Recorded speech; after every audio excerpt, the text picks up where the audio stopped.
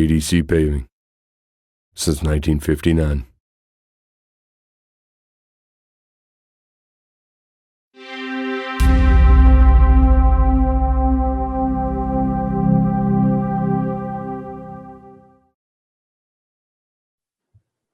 Well, I am so excited to be here today with an absolutely incredible person who I had the opportunity to meet just about a month ago. And I can tell you that he definitely gave me some different perspectives on the way that I certainly see life. And I am just so excited to be here. My name is Judd Burdon, President of Asphalt Kingdom.com. And I am here with Mr. Kevin Gray from ADC Paving, celebrating their 60-year anniversary. What's up, Kevin? Hey man, how's it going? Pleasure to be here on this with you today, brother. The sun is shining bright in Kentucky. The crews are back to work, man, and I am fired up, brother. Well, I can tell you I'm super fired up, and I know that everybody watching this right now is, as they're coming on this live feed and watching the recordings of this, I know that we're about to impact some lives with some great fire here that is really around the topic of this whole interview. It's about celebrating 60 years, man, at ADC. And what we're really going to be digging into is the growth and culture and how that's really taking shape as ADC continues to go on its growing trajectory. So I'm really excited about that, and I know you are too. We've been talking all week about that, so very exciting. Absolutely, man. Absolutely. And appreciate this platform to be with you here today, man, to share a little bit about us. I mean, we love us to death. We love what we do. We love our team, and to be able to share that, you know, with everyone, that's a very, very special acknowledgement, and we're not going to take it lightly, brother. Absolutely. Well, I say we dig into this. If you're good to dig into this with us, let's go ahead. I'm going to ask you some comfortable questions. I'm going to ask you some uncomfortable questions, but I think we both agreed that what we would do is we would, you know, share a transparent view of what this is. This, you know, we're in a world of no bullshit anymore, so to speak, in the way that we are communicating amongst this movement that's taking shape in the pavement industry. And hopefully this can impact other industries as well that might have some challenges relating to unity, collaboration, teamwork, and really just being honest with one another and moving things forward. So if you're good to get rocking here, I am ready to roll. Let's do it. Let's do it. So why don't you start out by telling us a little bit about yourself, Kevin? So I am a 38-year-old and beautiful wife of 11 years with my wife, Angela. I've got two boys. I've got an 8-year-old named Jack, who I think later on, probably in this conversation at some point, we'll get a little better understanding where that little young man's name came from. I've also got a 19-month-old named Phoenix, and that name also has quite a bit of meaning behind it as well, for those of you that are getting ready to get to know me a little better. So, you know, I'm just I'm fortunate to be a part of what I'm doing every day. I love what I do. I love the people around me. I love the energy around everything, and just, you know, that's what this thing is for me, man. It's just the ball of energy and fire that's being created, and I thrive on it. It makes me tick. It makes me get up every morning, man, and you know, it's nothing special. I'm just a 38-year-old dude doing what makes me happy, you know, doing what I love and enjoying life, man. So that's, you know, it's incredible sitting across from my laptop here, looking at you in the studio. I'm feeling what you just said, and I get goosebumps all over myself, you know, all over myself right now. And this energy, this frequency that's being shared right now is something it's something new, man. I don't know what's going on, but I know a lot of people are feeling it, and it's something really special. So thank you for giving me the opportunity to feel that energy from you.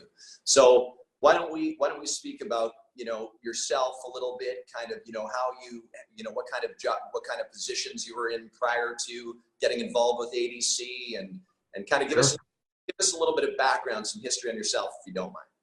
Yeah, sure. So I'm Born and raised in Kentucky, been a Kentucky boy my whole life.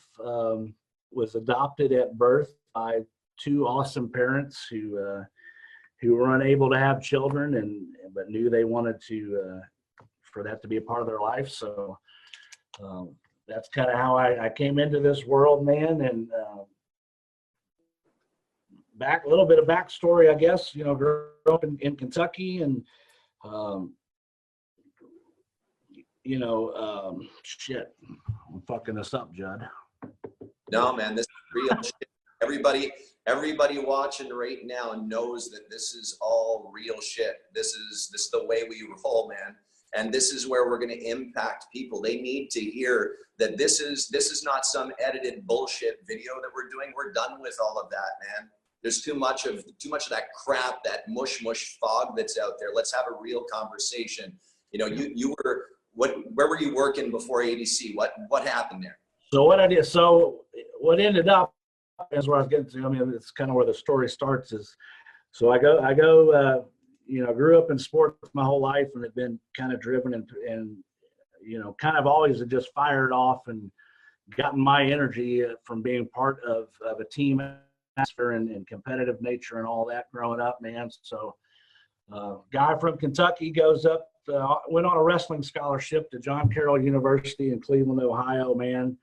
And, was kind of raised by conservative parents, and so many people, I think, in today's time are getting fed the same information. Not that it's necessarily bad information, but it's, go to college, get an education, get a good job when you get out, and pay your bills and live a happy life. And that's kind of the path I was on.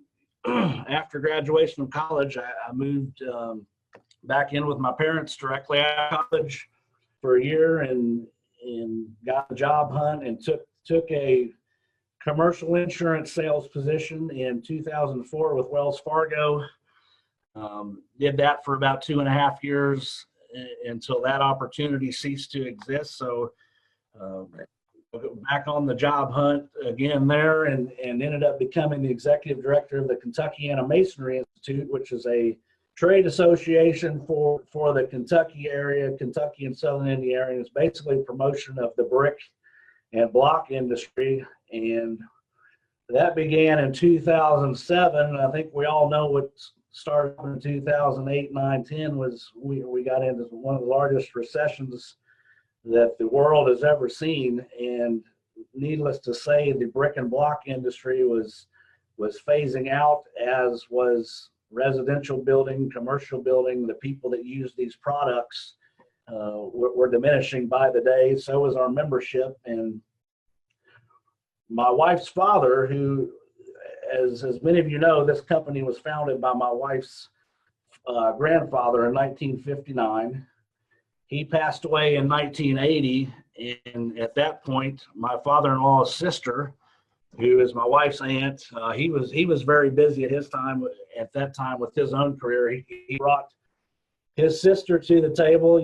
My mother-in-law, who was the daughter of the founder, she was so passionate about the company. It was formerly known as Asphalt Driveways Company, and that's where the ADC comes from. She didn't want anything to happen to her daddy's business. They loved it. They, out of respect for Jack Wood, the founder, and just the momentum that he had created and established in Louisville. At that time, Roger, my father-in-law, introduced his sister, who was the owner from 1980 to 2011, to the business, got them in the business, kind of got them rolling with everything, and was able to keep it in the family. So, fast forward to 2008, 9, 10, Asphalt Driveways Company, owned by my wife's aunt, was really starting to face some struggles.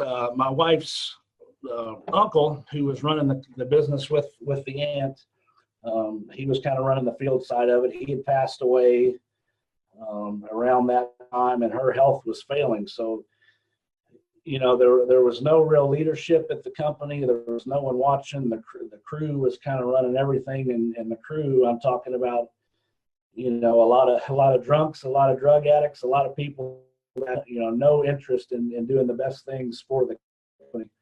And so my wife's aunt comes to my father-in-law, and she's asking, she's like, what the hell am I going to do? You know, I owe $250,000 to my line of credit. Our sales are nothing. You know, the equipment's falling apart.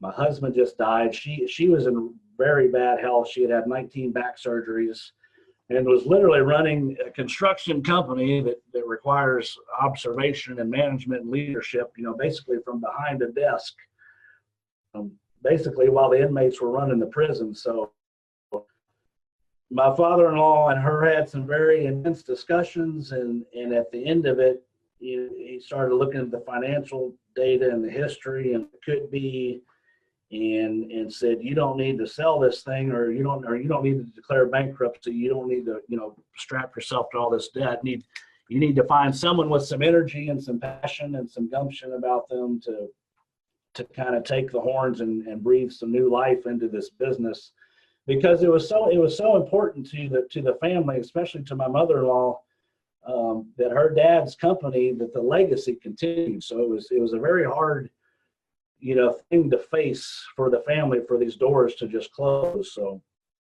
in 2009, as my father-in-law kind of saw the writing on the wall, you know, maybe for the job I was in with the brick and block industry, ultimately did get phased out, but was on the way to being phased out. His daughter, who I'm married to, Angela, was teaching school. We were starting a family, you know, wanting to have kids, and he's thinking, you know, gosh, Kevin's going to be here probably without a job.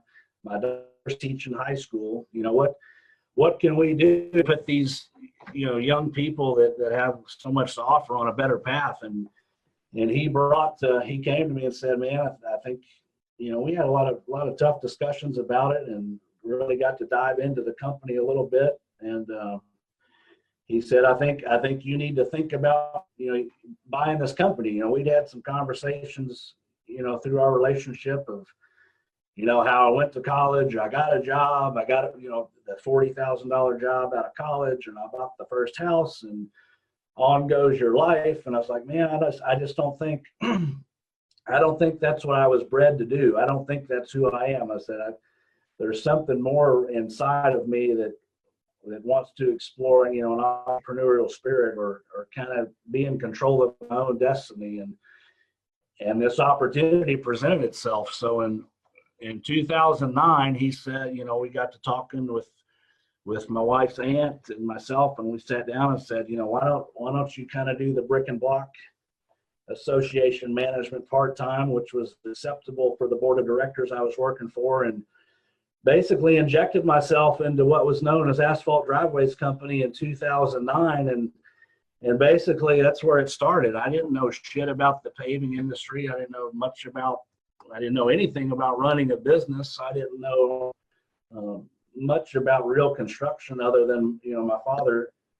I grew up, my father being in the heavy highway industry here in Kentucky. So I knew some about it through association. I actually got to meet a lot of the people in the industry due to some of my dad's positions as association management.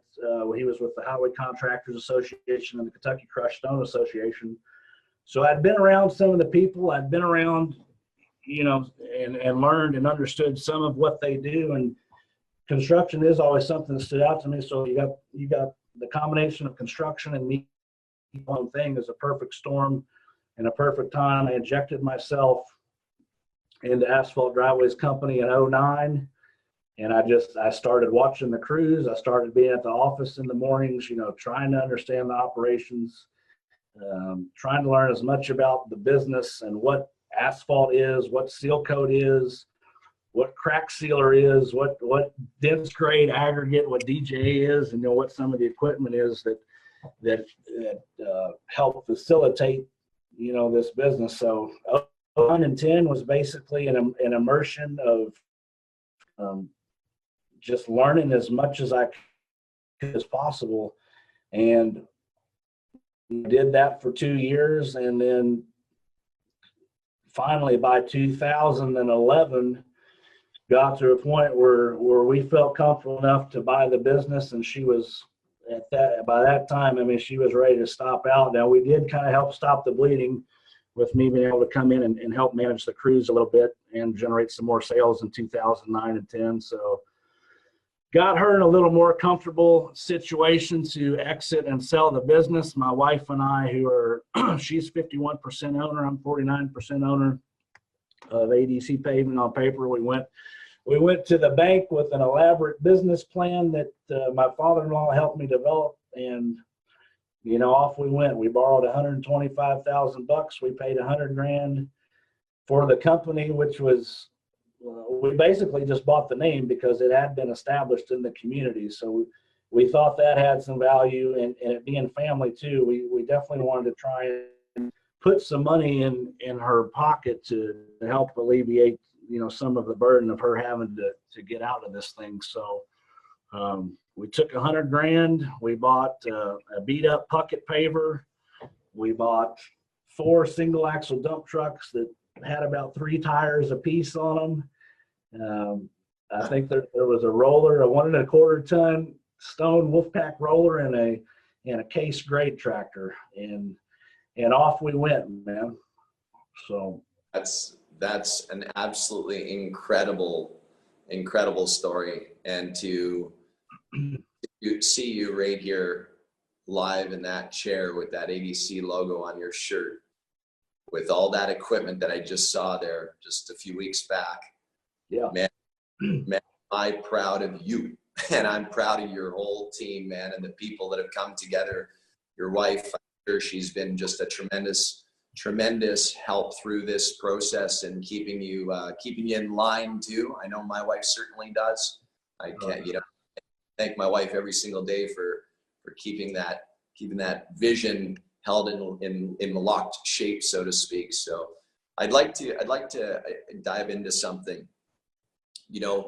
I think that understanding what the biggest factor that has contributed to your success, if you were going to name one thing that has really contributed to the success and the growth that has taken shape at ADC, what would be that one thing that you could harness and share through this screen with everybody?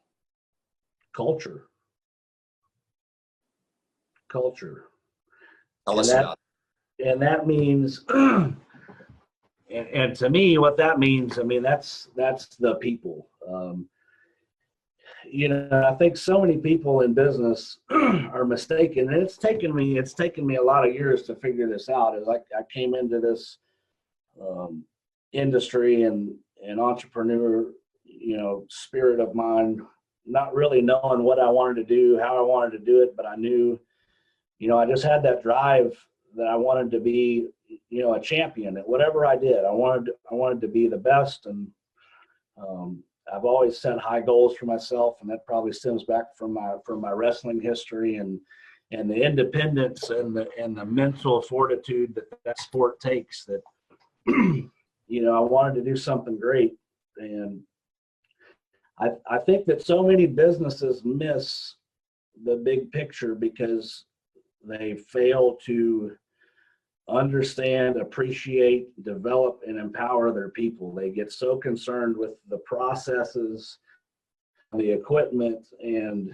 the money or the profit margin that what escapes them are the true things that it really takes to build a great organization. And I don't care if you're selling paper clips, or if you're Google, or if you're Apple or Papa John's or whatever, selling lemonade on the side of the corner.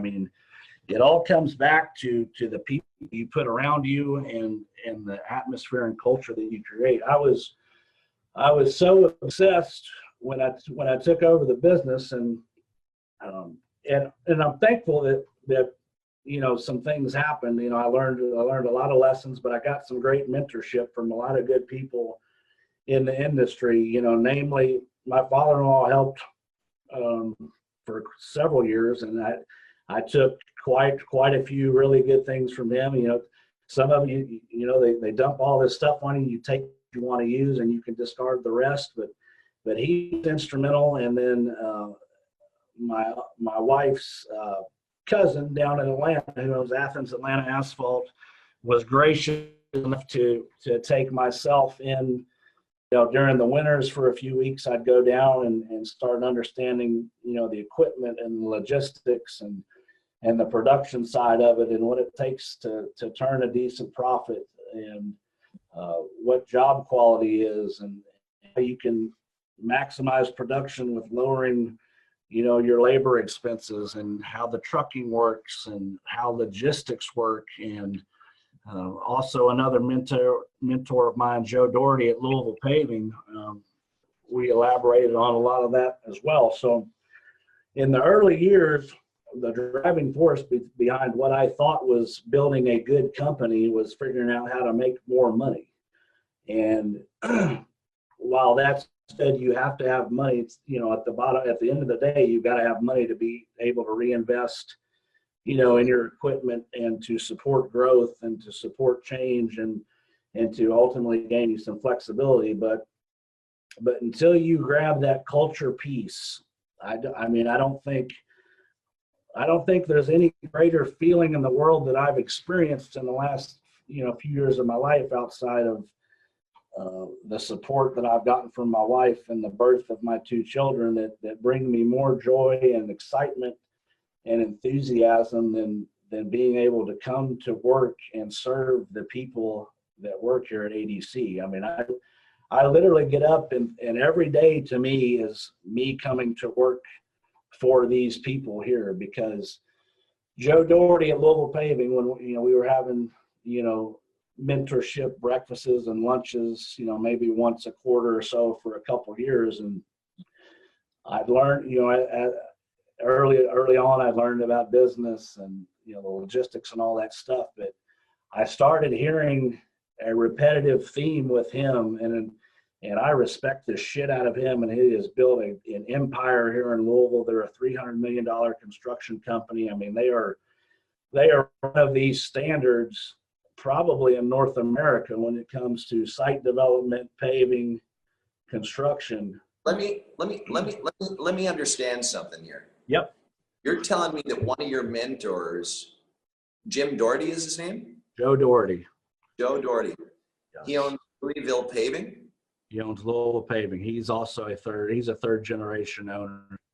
And you're telling me that you have a paving company and you're getting mentored by another paving company, the president of a paving company who's your competitor, and you're telling me that you both are able to sit at a table and actually communicate on being able to do what you're dreaming of doing and do a better job? Why would you do that? Why would you sit with a competitor? Why would he sit with you and help, nurture that relationship and help you? Why would you do that? Well, where I was going was all these people that I have talked to and gained insight from over the years. The thing he kept talking about, and it wasn't, yes, we talked some paving stories and how did you do this and what do you do when your paver breaks down and guys aren't showing up to work? And I listened very intently because I respected him so much and thought so much about him. And he kept saying this word culture. He kept saying the word culture. I was like, what does he mean? It's like, don't we just have to get good equipment and people that know how to do this, skilled tradesmen and operators to come do this job that provide this service that we offer to the consumer? And as we finally got to dive into culture, and he's taken over that company from his father. I believe he's probably been acting president. I think he's just getting into his 50s. So I think he's maybe been at the helm for about 12 or 13 years. And this is what made me stick to this shit, because it was his words. It was his, I'm sitting on the outside thinking they've got this great thing, and they do. And it said it took us 9 years to change the culture here at Louisville Paving. We've had to let go of hundreds of employees. We've had to basically, break the thing down and rebuild it from the ashes. He got to talking about losing good employees and letting good employees go. And absolutely butchering jobs that they had to go back and spend millions of dollars to fix. And wow. Several, you think this huge construction company, several years, he was transparent enough to say, we lost money, but it was all for the greater good. It was all for the long term. I think we get so consumed and wrapped up sometimes in business that it's about the quick buck, or it's how much money did we make today, or how much money do we need to make this month for the budget, and that we lose the foresight that this is a marathon. And you can't, in my opinion, you cannot run this marathon without the culture. You can have all of the other stuff. But at the end of the day, so can anybody else. I mean, what we do is not rocket science. I mean, anybody that wants to go out and buy some equipment and machinery and hire a guy or two, or even do it themselves, can get into this business. And, we talk about about being a third generation business and being a family owned and operated business. And for so many years, we didn't even know what that meant. And I'm finally starting to understand that everyone here is now, we are part of the family. And the good things that make awesome families blossom in those families that you can look at from the outside in and be like, wow, they've really got a nice family. They've got the shit together. And it's those families that have open communication. They have established trust. They've shared stories, good stories and bad stories. And most ultimately, I think the biggest piece of culture is when everybody on the team, from the CEO to the lowest paid person in the company, does not have the fear to hold anybody else in the company accountable. Right. My rake man, I would not take offense if I told my team that I'm going to be at the shop at 6 a.m. tomorrow morning and I'm 3 minutes late. If my rake guy came up to me and said, boss, why were you late this morning? What happened? That's how transparent and open we are. And I'm so fortunate to be able to lead in that. I mean, it has literally unlocked a piece inside of me that just gives me an ultimate, burning desire to want to be a part of this. It's, you think you get into entrepreneurship and you buy a business, or you get into this or own a company that, I'm going to make a lot of money, and I want to make money, and I want to get cars and boats and houses. And I mean, yes, all that stuff's nice. And yes, people do buy businesses to be able to, ultimately provide a better lifestyle and upbringing or experiences, for their children, for their families. But for me, the greatest joy is being immersed in this culture that we are creating. And it's almost, go ahead. It's something so powerful. Like, I know certainly with our company, it's a very, very powerful thing. And being in Kentucky and Louisville with you and your guys, your team, your the fine ladies that are working in that office, hustling and working with you guys. I mean, this whole team, it's no longer individuals. It becomes this energy, this energy, that this unstoppable force really is what happens.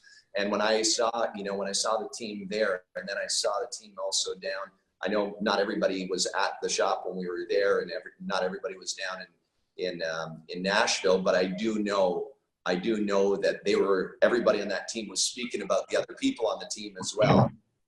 It was something, when I watched your company, ADC, walking, there was this brightness, this light. And I've told you about how impressed I was by your team. I mean, this brightness and light and the positivity. Not once did one of your guys, not once did anyone in that team at ADC say anything negative. Not once.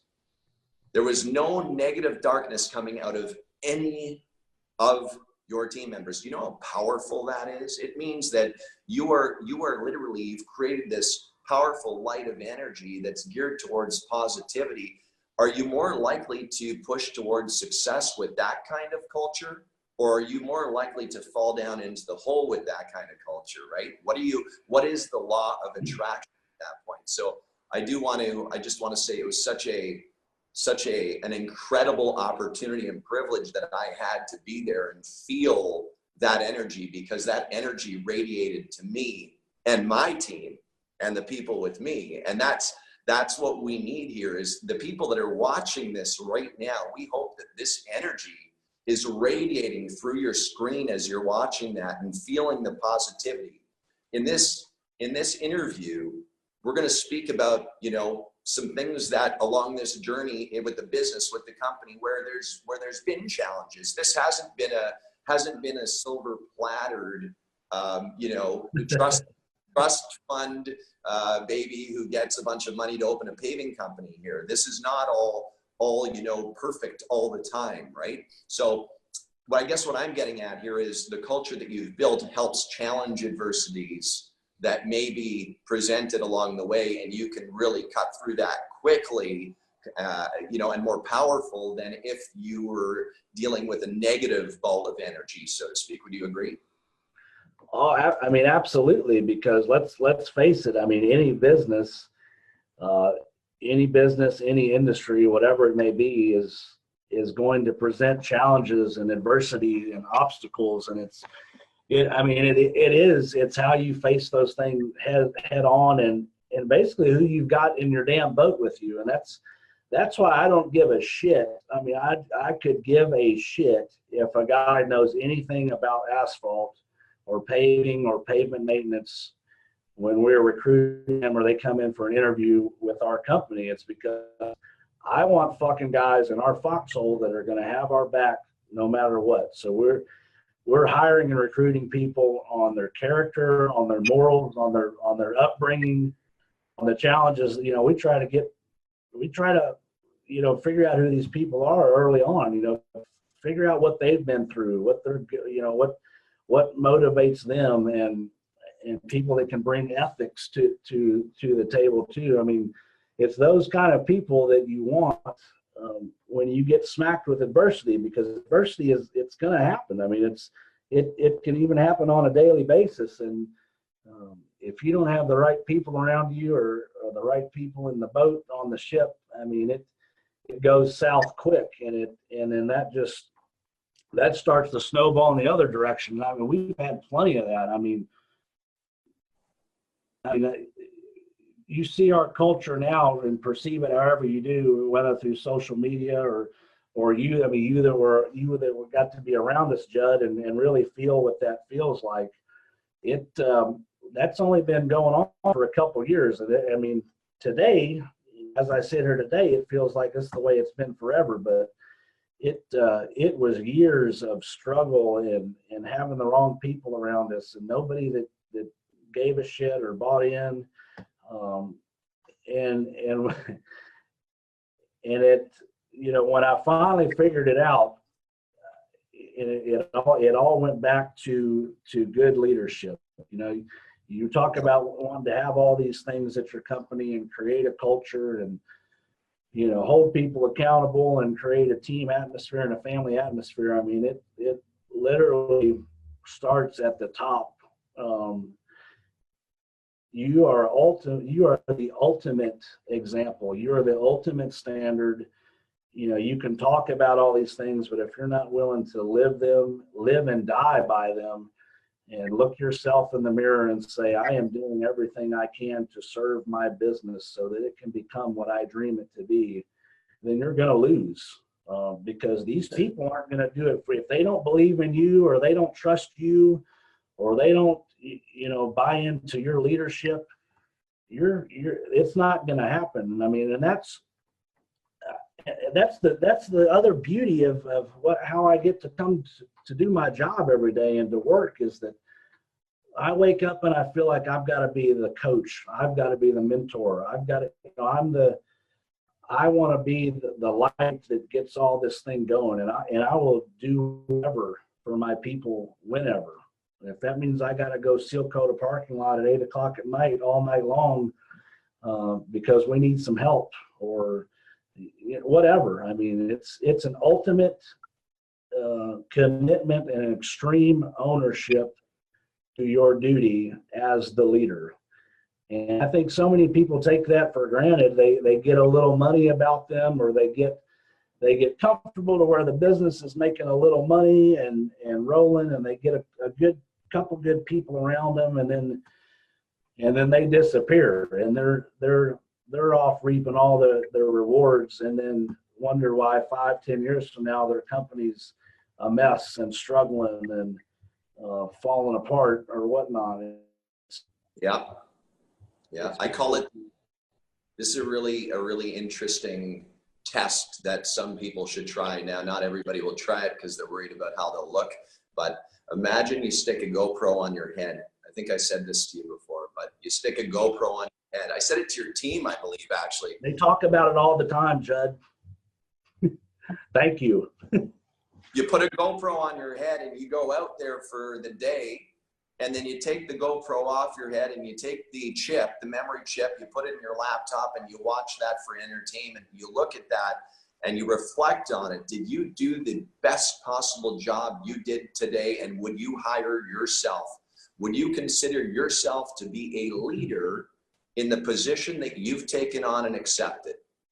And I don't care if it's the president of the company or it's somebody who has a rake in their hand, raking that asphalt for a $500,000 project.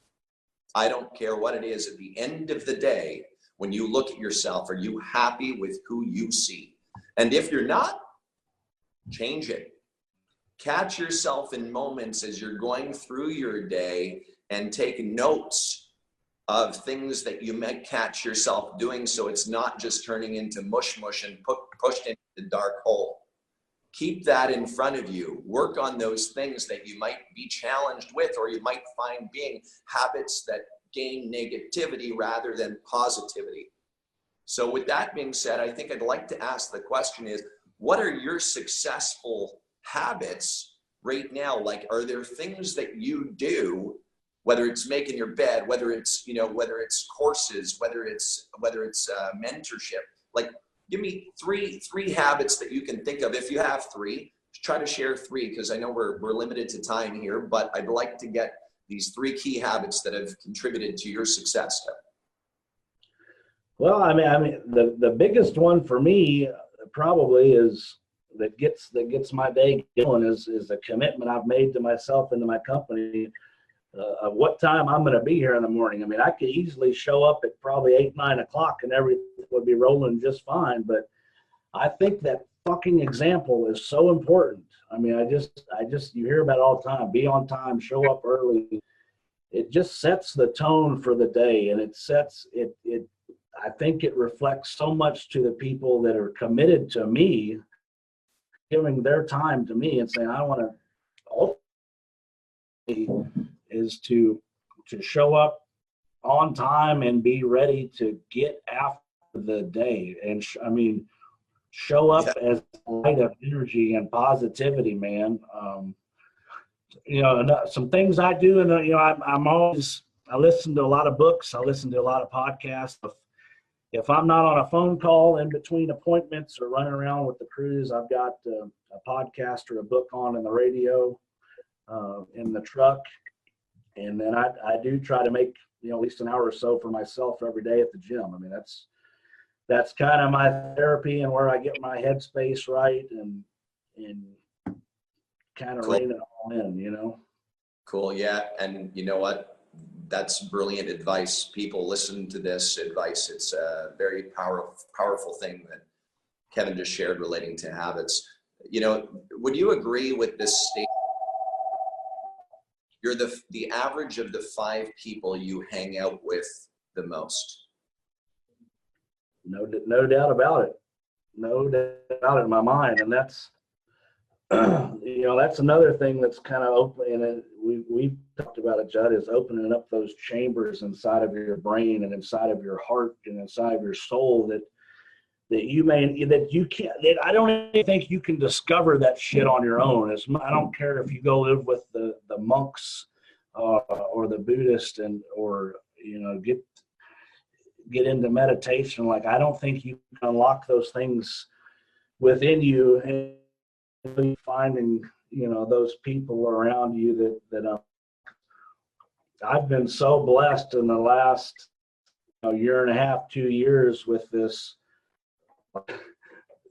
People have their opinions of it, but I say thank God for social media, because it's connected me with people in this industry there's so many people in this industry that are fantastic, and that this whole entire industry and the movement that's going on is another part of what gets me up every day. It's not just my company, but it's the whole belief system and positivity and like everybody's working together, kind of like Joe Doherty sat down and taken me to breakfast as a competitor. Like everybody's, you said it at MP, everybody's hugging, everybody's want to extend the hand. So it's a beautiful thing, man. It's a beautiful thing that's going on, and I've been able to put myself in being out there on social media and being active. And I always say, if you want things to happen in your life, you can't be sitting on the sideline hoping things will happen. So it's putting yourself out there to be in proximity and finding these people that share similar, beliefs and core values, and you almost magnetize to each other. And I've found you and Brian and a couple other guys really connected with over the past year. I mean, have just enlightened my spirit and just putting a fire inside of me that, I mean, it's literally, it's the most powerful thing I've ever felt in my life. It's beautiful, man, and it's so true. And I ditto, my man. Like same thing. I just, when you're going through your day, there are things that take place that aren't always easy. There is shit that will get thrown in your face with a shotgun. And sometimes when that happens to you, to know that you can pick up the phone or send a message to somebody who you look up to, who will charge you positively, to have that opportunity to be able to do that in the fast digital world today is something that allows you to get back on the track a lot faster. In the past, we used to, be in air, when we didn't have social media and these platforms to be able to communicate with, we used to have to go and try to call somebody, track somebody down, not be able to see each other the way we're seeing each other right now. I'm in Anguilla in the Caribbean. You're in Louisville, Kentucky, at your company right now in your office. And we're able to share what we're sharing right now without having to go and stand in front of a room of 5,000 people sharing this, right? Because there's going to be over 5,000 views on this video very quickly. Yeah. And we're impact people as they watch this, hopefully, and they can take away the gems that apply to them, and the things that don't, well, it may not apply. But our goal in life is to radiate that energy that you just spoke about with Brian, myself, and those other guys. We want to radiate this to the tens of thousands, to the hundreds, millions, because the world deserves energy like we have that we're sharing together right now. So I'd love to ask you, the best advice that you could give to somebody who may be in a place that's dark right now, really dark, if they're in a dark place that they feel like the world's collapsing on them, what would be your best advice to somebody like that? Reach out for a lifeline. I think you just said it. I mean, I think there's plenty of people that are out there that are willing to help.